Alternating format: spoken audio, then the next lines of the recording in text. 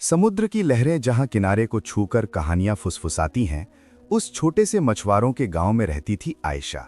दयालु, कोमल और आश्चर्यजनक रूप से सुंदर एक लड़की। उसका जीवन एक समय था हंसी और रोशनी से भरा, जब तक कि उसकी मां की मृत्यु ने सब कुछ बदल नहीं दिया। पिता ने दूसरी बार शादी की और उसी पल से अंधेरा छा गया। घर में दुष्ट सौतेली मां और उसकी मूर्ख और ईर्ष्यालु बेटी के अत्याचारों से आयशा का जीवन हो गया हर दिन की परीक्षा। लेकिन फिर भी लड़की का दिल रहा कोमल, साफ पानी की तरह सबके प्रति सहानुभूति से भरा। एक दिन रसोई में काम करते करते जब वो अपनी मीठी आवाज में गाना गा रही थी, तब घटी एक अविश्वसनीय घटना। एक मछली ने बात की। उस पल से ही आयशा की किस्मत बदलने लगी। दया और अच्छे कर्मों के बदले जो जादुई दुनिया उसके सामने खुली, वो मानो कहानी के अंदर एक और कहानी। घुड़सवार, जादुई पेड़, बोलने वाले जानवर, यहां तक कि 100 साल पुराने जिन। राज्य के रहस्यमयी दरवाजे भी उसके पास उन्मुक्त हो गए। चलिए कहानी में वापस चलते हैं। उस पल में जब साधारण एक मछुआरों के गांव की लड़की आयशा के जीवन में पहली बार जादू की रोशनी छू गई। सुना जाता है एक मछुआरे की एक अत्यंत रूपवती बेटी थी। उसकी मां मर गई तो पिता ने दूसरी एक महिला से शादी की, जो थी दुष्ट और घृणित। पिछले पति के पक्ष से उसकी एक बदसूरत चेहरे वाली और मूर्ख बेटी थी। एक दिन आदमी ढेर सारी मछलियां पकड़कर घर लाया। उसकी पत्नी ने आयशा को मछली साफ करने, शल हटाने और पकाने के लिए कहा। वो जब अपने काम में व्यस्त थी और स्वभाव के अनुसार गाना गा रही थी, तब उसने एक कमजोर और अजीब आवाज सुनी। वो हैरान होकर चारों ओर देखने लगी, लेकिन किसी को देख नहीं पाई। उसने मन ही मन कहा, शायद ये बिल्लियों की आवाज है जो भोजन की तलाश में आई हैं। लेकिन आवाज फिर सुनाई दी और इस बार वो और भी स्पष्ट थी। जब उसने सामने देखा, तब उसने एक अजीब चेहरे वाली मछली को उसके साथ बात करते देखा।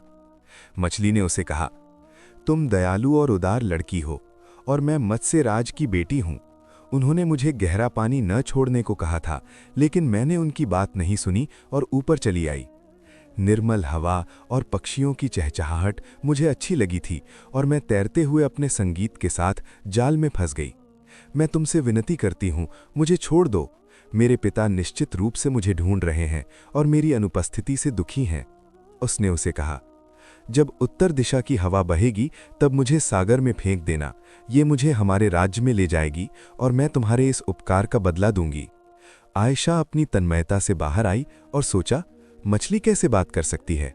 ये वास्तव में अजीब है। मछली ने उसे बताया कि सागर के अपने रहस्य हैं और पृथ्वी पर हर प्राणी का एक प्रतिरूप सागर में भी है। आयशा ने अपना काम छोड़कर मछली को पानी से भरे एक बर्तन में रखा और सागर की ओर गई। जब उत्तर दिशा की हवा बही, तब मछली ने उसे एक छोटी सी सीप निकाल कर दी और कहा, यदि तुम्हें कुछ जरूरत हो तो बस सीप को उस हवा की दिशा में लटका देना। इससे एक सुंदर संगीत निकलेगा और मैं तभी तुम्हारे पास आ जाऊंगी। लड़की ने मछली को सागर में फेंक दिया, फिर दौड़कर घर लौटी और अपना काम खत्म करने लगी। उसे डर लग रहा था कि उसकी सौतेली माँ उसे पकड़ न ले। लेकिन लड़की जब सागर की ओर गई थी, तब वो महिला आकर उसे ढूंढ नहीं पाई। इससे वो उस पर क्रोधित हुई और उससे बदला लेने का फैसला किया और उसके पिता से उसके नाम की शिकायत करने का फैसला किया, ताकि वे उसे मारें पीटें और उसे कैद करें। लड़की घर में दाखिल हुई और एक धागा लेकर सीप को उसमें बांधकर अपने गले में लटका लिया और काम में मन दिया। उसके पिता आए और उन्हें गुस्से में देखा गया, लेकिन जब उन्होंने देखा कि वो कड़ी मेहनत कर रही है, तब उनका गुस्सा थोड़ा शांत हुआ। उन्होंने उसे कहा, जल्दी करो, नहीं तो हमें खाने में देर होगी, और हमारे लिए जौ की रोटी बनाना मत भूलना। सौतेली माँ छिपकर रसोई में घुसी और खाने और रोटी में ज्यादा नमक डाल दिया। जब उसके पिता ने खाया, तब वे उस पर बरस पड़े और उसे लापरवाही के लिए दोषी ठहराया। हांडी पलट दी और रोटी फर्श पर फेंक दी। उन्होंने उसे कहा, बर्तन लेकर आओ, मुझे प्यास लगी है। लेकिन उसने देखा बर्तन खाली है। सौतेली माँ ने उसे कहा, सजा के तौर पर कुएं से अकेले बाल्टी भरकर लाओ। आयशा नहीं जानती थी कि सौतेली माँ ने खुद ही बर्तन खाली किए थे। उसने अपने गाल पर आंसू लुढ़कते महसूस किए। उसकी माँ के मरने के बाद से वो असहनीय कठिन दिन काट रही थी और उसके पास धैर्य के अलावा कुछ नहीं था। लड़की कुएं पर पहुंची, लेकिन देखा उसके सामने 2 घुड़सवार खड़े हैं जो दुविधा में थे और कैसे पानी मिलेगा ये नहीं जानते थे, क्योंकि वहां कोई बाल्टी नहीं थी। जब उन्होंने देखा कि लड़की अपनी बाल्टी लेकर आई है तब वे खुश हुए और उसे उन्हें पानी देने की विनती की। उसके पिता ने उसे देर न करने को कहा था, फिर भी उसके डर के बावजूद उसने बाल्टी पानी से भरी और उनके सामने पेश किया और कहा, लीजिए। उन्होंने पिया और उनके साथ रहने वाले एक मशक की थैली भरी। जब वे चले जाना चाहे तब उन्होंने लड़की के लिए शुभकामना दी। पहले ने कहा, इंशाअल्लाह जब भी तुम हंसोगी तुम्हारे मुंह से सोना झरेगा और जब भी तुम रोओगी बारिश होगी। दूसरे घुड़सवार ने कहा, इंशाअल्लाह तुम जहां भी चलोगी तुम्हारे पीछे सिल्क खिंचती जाओगी और तुम उससे खुद को ढकोगी। आयशा इन अच्छे आशीर्वादों से खुश हुईं और उन्हें शुभ मान लिया। जब वो घर की तरफ जा रही थीं तब भारी बाल्टी खींचते हुए उसके हाथ में थकान और दर्द महसूस हुआ, लेकिन रास्ते के बीच उसने एक आवाज़ सुनी जो उसे बुला रही है और कह रही है, आयशा मुझे पानी पिलाओ। जब उसने चारों ओर देखा तब किसी को देख नहीं पाई, लेकिन उसने फिर आवाज़ सुनी जिसने कहा, आयशा मैं वो संतरा का पेड़ हूँ। लड़की ने पेड़ की ओर देखा और पाया कि ये सूख कर लगभग मर रहा है, इसलिए उसने इसे पानी दिया और बाल्टी फिर भरने कुएं पर लौटी। वो घर की तरफ गई और जब वो दरवाजे के करीब पहुंची तब उसने एक और आवाज़ सुनी जो उसे बुला रही है, और इस बार वो थी रास्ते के किनारे लेटी हुई एक छोटी बिल्ली। बिल्ली ने उसे कहा, मैं बीमार हूँ, मुझे पानी दो, अल्लाह तुम्हारा भला करे। आयशा को उस पर दया आई, इसलिए उसने उसके सिर पर हाथ फेरा और उसे पानी पिलाया जब तक कि वो तृप्त न हुई और उसमें जान न लौटी। बाल्टी में थोड़ा पानी ही बचा था, इसलिए बेचारी लड़की अपने पैर घसीटते हुए फिर कुएं पर लौटी। उसने अपनी बाल्टी भरी और समझ गई कि उसे बहुत देर हो गई है और पैरों में दर्द के बावजूद उसे तेज जाना चाहिए था। वापस आने के रास्ते में उसने मन ही मन कहा, पिता आज मुझे मारेंगे और शायद मुझे अंधेरी अटारी में कैद करेंगे, लेकिन मुझे इससे कोई फर्क नहीं पड़ता क्योंकि मैंने अच्छा काम किया है और माँ हमेशा मुझे यही करने को कहती थी। संतरा के पेड़ ने बात की और कहा, तुम्हें धन्यवाद आयशा, मैंने अपनी सुगंध वापस पा ली है और इंशाअल्लाह तुम्हारे जंगली फूलों की सुगंध रहेगी। थोड़ी देर बाद उसने बिल्ली को उसके लिए प्रार्थना करते सुना, जिसने कहा, मैंने अपनी आंखों की रोशनी वापस पा ली है और इंशाअल्लाह मैं तुम्हारे लिए अंधेरी रातें रोशन करूंगी। आयशा इन सुंदर बातों से खुश हुई और अपनी थकान और दुख भूलकर घर की तरफ अपने रास्ते चलती रहीं। आयशा जब घर पहुंची तब उसके पिता ने उससे पूछा, तुम्हें इतनी देर क्यों हुई? मेरा खाना बर्बाद करना क्या काफ़ी नहीं था और अब मुझे पानी के बिना रखा? उसने उन्हें रास्ते में जो हुआ था वो बताया। वे चिल्लाए, घुड़सवार और पेड़ पौधों से तुम्हें क्या मतलब? देखेंगे तुम जब 3 दिन अंधेरी अटारी में काटोगी तब कोई तुम्हारी मदद करता है या नहीं। और अब पुराने कपड़े पहन लो और अपने कान से सोना उतार दो, क्योंकि तुम किसी चीज के लायक नहीं हो। लड़की अपने पिता का ऐसा क्रोध देखकर हैरान हुई और समझ पाई कि उसकी दुष्ट पत्नी ने उसका नुकसान करने की कोशिश की है। वो रोने लगी, लेकिन उसके पिता का दिल कठोर हो गया था और उन्होंने उस पर दया नहीं की। कुछ मिनट बाद आयशा फटे कपड़े और फटे जूते पहने एक भिखारी की तरह हो गई और उसके पिता ने उसे अटारी के अंदर पीठ पर धक्का दिया और चाबी से दरवाज़ा बंद कर दिया। आयशा डर गई क्योंकि जगह सीलन भरी और अंधेरी थी। वो एक कोने में सिकुड़ गई और रोने लगी और उसके आंसू प्रबलता से जमीन पर गिरने लगे। उसने कहा, हे मेरे प्रभु, इस दुखद जीवन पाने के लिए मैंने क्या बुरा काम किया है? हर दिन चीखना और सजा। मेरे दयालु पिता बदल गए हैं और मैं उन्हें अब नहीं पहचानती। वो खुश थी और प्यार पाती थी। वो जब अपनी सोच में डूबी थी तब उसने अंधेरे में 2 आंखें जलती देखीं। वो खुद में सिकुड़ गई और आतंक में लगभग चिल्ला उठी, लेकिन उसने एक आवाज़ सुनी जिसने कहा, मैं वो बिल्ली हूं जिसे तुमने जंगल में बचाया था और मैं अपने वादे के मुताबिक तुम्हारा अंधेरा दूर करने आई हूं। बिल्ली उसके पास आई और उसकी गोद में बैठी। अचानक उसकी आंखें ऐसे जलने लगीं कि वे लालटेन की तरह हो गईं। आयशा ने चारों ओर देखा और पहली बार अटारी में क्या था ये देखा। ये था बहुत पुराना, सैकड़ों साल पुराना, और किसी ने कभी इसके अंदर क्या है ये जानने की कोशिश नहीं की। बिल्ली ने कहा, आओ मेरे साथ, मैं तुम्हें कुछ दिखाऊंगी। आयशा अटारी की विशालता देखकर मुग्ध हुई और अपनी चिंता भूलकर बिल्ली के पीछे चलने लगी। उसने दीवार पर नक्काशी और सुंदर मूर्तियां देखीं। अचानक उसने उन 2 घुड़सवारों में से एक को देखा जिन्हें उसने कुएं पर पानी पिलाया था।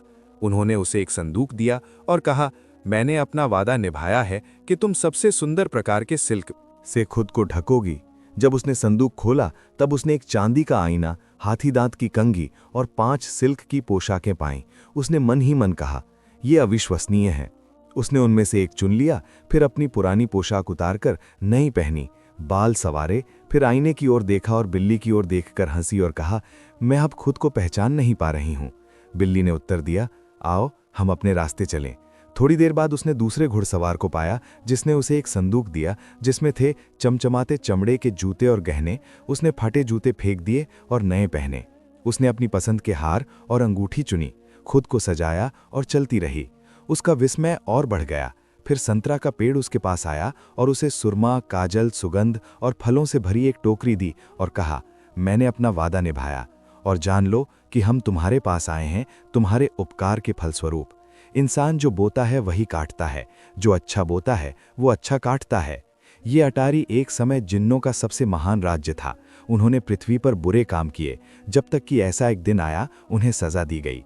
इसलिए हमारी जाति से केवल हम ही बचे हैं और केवल धार्मिक लोग ही हमें देख पाते हैं।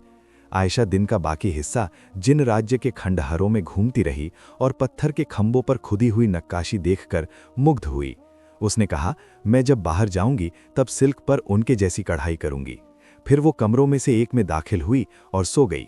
सुबह उसने एक थाली देखी जिसमें था उसका मनपसंद खाना। उसने पेट भरकर खाया। तीसरे दिन की शाम जब आई तब वो अटारी के दरवाजे के पास बैठी, कोई उसे बाहर निकाल देगा इस इंतजार में। थोड़ी देर बाद उसने अपनी सौतेली माँ के पैरों की आवाज़ सुनी। उनके हाथ में एक थाली थी जिसमें था कल की मछली और रोटी का बचा खुचा हिस्सा। जब उन्होंने दरवाज़ा खोला और आयशा को देखा कि वो बेहतरीन हालत में है और सिल्क और सोना पहने हैं, तब उनके हाथ से थाली गिर गई और वो अपनी आंखों पर विश्वास नहीं कर सकी। उन्होंने कहा, तुम क्या सच में आयशा हो, उस मछुआरे की बेटी? उसने उत्तर दिया, हाँ मैं हूँ। महिला ने अपने पति को बुलाया और कहा, आओ और अपनी बेटी को देखो, मैं जानना चाहती हूँ किसने उसे ये सारी दौलत दी। वे हैरान होकर उसे उत्तर दिया, तुम क्या कह रही हो महिला? जब वे अठाली में उतरे तब वे विस्मय से मुंह बाए रह गए।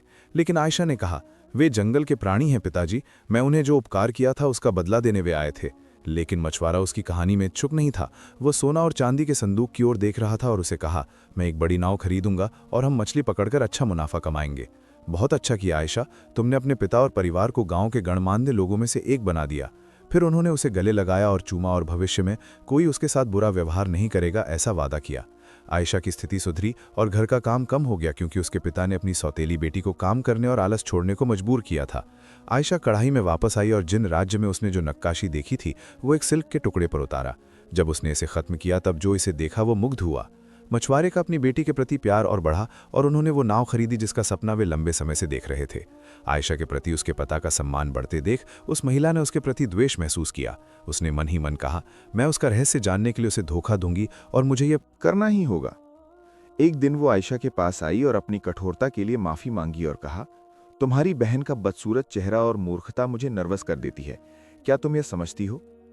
आयशा ने सरलता से उत्तर दिया, हाँ मैं समझती हूँ। जंगल के प्राणी मेरे दोस्त हैं, उसे मदद कर सकते हैं। वे जिन राज्य के बचे हुए हिस्से हैं। और उसने उसके साथ घटा सब कुछ उसे बताया। महिला हंसी और कहा, मेरी बेटी तुमसे और सुंदर है और भी ज्यादा सोना पाएगी और तुम अभिशप्त हो। मैं तुम्हारे साथ क्या करती हूं ये तुम देखोगी। आयशा अपनी सौतेली मां की बात सुनकर हैरान रह गई। सुबह उन्होंने अपनी बेटी को एक बाल्टी दी और उसे क्या करना होगा ये बताया। उन्होंने उसे सलाह दी कि वो थकान बर्दाश्त करे और दिन के अंत में वो अमीर होगी और जिन उसे एक सुंदर चेहरा देंगे। लेकिन लड़की कंजूस थी। जब वो कुएं पर पहुंची और बाल्टी भरी तब घुड़सवारों ने उसके पास आकर उसे पानी पिलाने की विनती की। लेकिन उसने उन्हें कहा, मैं तुम्हारे बाप की नौकर नहीं हूं। इसलिए उन्होंने उसे श्राप दिया। फिर वो संतरा के पेड़ के पास से गुजरी। पेड़ ने उसे पानी देने की विनती की। जब उसने देखा कि ये सूख गया है तब उसने पेड़ को कहा, मैं पिताजी को कहूंगी वो आएं और तुम्हें चूल्हे की लकड़ी बना दें। इसलिए पेड़ ने उसे श्राप दिया और कहा, इंशाअल्लाह तुम्हारी सौतन की गंध तुम्हारी गंदी जीभ की तरह हो। लड़की हंसकर चली गई। जब वो घर के पास पहुंचने वाली थी तब उसने बिल्ली को देखा। बिल्ली दर्द में उसके सामने कराह रही थी और उसे कहा, मैं बीमार हूं, मुझे एक घूंट पानी दो, अल्लाह तुम्हारा भला करे। उसने उसे उत्तर दिया, तुम यहीं रहोगी जब तक कि चूहा आकर तुम्हारी पूंछ न खाए, इसके अलावा तुम और सुंदर होगी। बिल्ली नाराज हुई और उसे श्राप दिया, इंशाअल्लाह चूहे दिन रात तुम्हारे पास आएंगे और तुम्हारे कान खाएंगे ताकि तुम और बदसूरत हो जाओ। जब लड़की घर लौटी तब उसकी माँ ने उससे पूछा, क्या तुमने मेरे निर्देशानुसार सब किया है? उसने उत्तर दिया, हाँ माँ। तब उसकी माँ ने उसे कहा, अब जाओ और अटारी में प्रवेश करो और डरो मत। ये लो खाने की एक टोकरी, और अगर तुम्हें कुछ जरूरत हो तो दरवाजे पर खटखटाना, मैं तुम्हारे लिए खोलूंगी। और एक सफेद बिल्ली तुम्हारे पास आएगी, तुम उसका पीछा करना जब तक कि तुम सोने और सिल्क के पास न पहुंचो। लड़की अंधेरे में बैठी और अचानक देखा कि दर्जन भर लाल आंखें उसकी ओर देख रही हैं।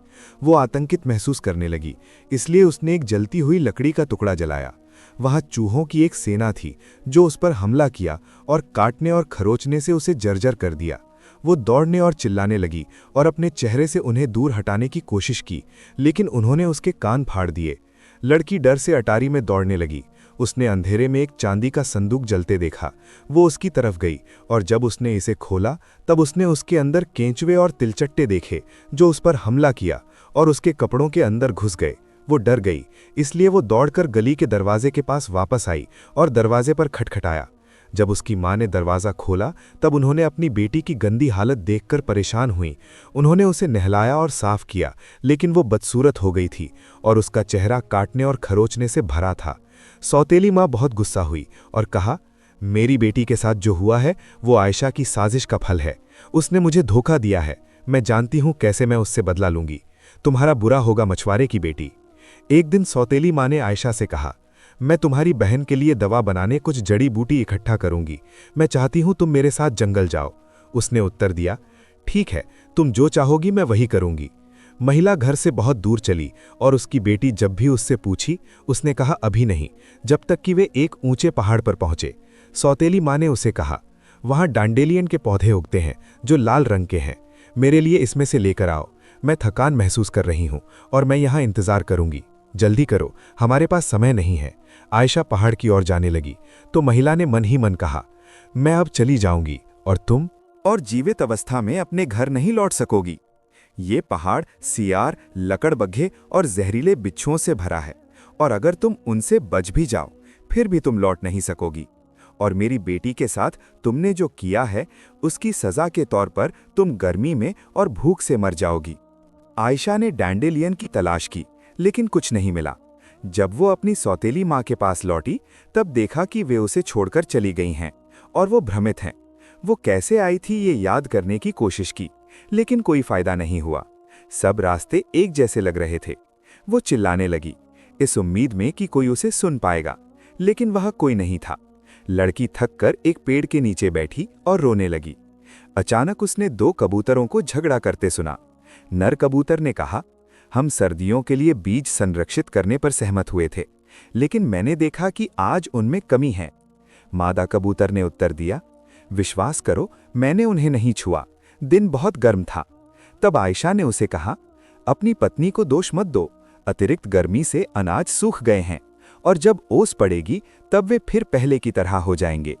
मादा कबूतर नीचे आई और लड़की की गोद में बैठी और उसे कहा, तुम्हें धन्यवाद, तुम्हारी सलाह न होती तो मैं मुसीबत में पड़ती। तुम्हारी दया के लिए मैं कैसे तुम्हें पुरस्कृत करूं? आयशा ने उत्तर दिया, मेरी बहन के लिए मुझे डैंडेलियन चाहिए और मैं सागर के पास अपने घर लौटना चाहती हूं। समस्या ये है, मैं रास्ता नहीं जानती। कबूतर हैरान हुआ और कहा, ये जड़ी बूटी पहाड़ पर नहीं उगती। कौन तुम्हें इस सुनसान जगह में ले आया? आयशा समझ गई कि उसकी सौतेली माँ ही उसे इस खतरे की ओर ले आई हैं और अगली बार उसे सतर्क रहना होगा। वो जब अपनी सोच में डूबी थी तब एक कबूतर उसके पास आया जिसकी चोंच में एक लाल जड़ी बूटी थी और उसे कहा, मेरे पीछे आओ, मैं तुम्हें सागर का रास्ता दिखाऊंगा और अगर तुम तेज जाओगी तो रात होने से पहले तुम पहुंच जाओगी। आयशा जब घर के करीब पहुंची तब उसके पैरों में तीव्र दर्द महसूस हुआ क्योंकि वो बिना रुके दौड़ी थी। वो अंदर घुसी और हाँफते हुए दरवाज़ा बंद किया। उसकी सौतेली माँ हैरान होकर उसकी ओर देखा, सोच रही थी कैसे वो अभिशप्त लड़की जंगल के बीच से अपना रास्ता ढूंढ पाई। आयशा ने सांस ली और कठोरता से कहा, मैं नहाऊंगी और सोऊंगी और अगली बार मुझसे कुछ मत पूछना, अन्यथा मैं पिताजी को कहूंगी क्या हुआ है, क्या तुम समझी? घर सुरक्षित लौटने और मौत से बचने के बाद आयशा सोने गई, लेकिन उसकी सौतेली माँ उसे अकेला नहीं छोड़ेंगी और उससे छुटकारा पाने के लिए एक और साजिश करेंगी। इसके बाद का हिस्सा हम दूसरे भाग में देखेंगे। जो अंत तक हमारे साथ थे वे कमेंट बॉक्स में अपने देश से एक संदेश छोड़ जाएं। कहानी के दूसरे भाग में फिर मिलेंगे।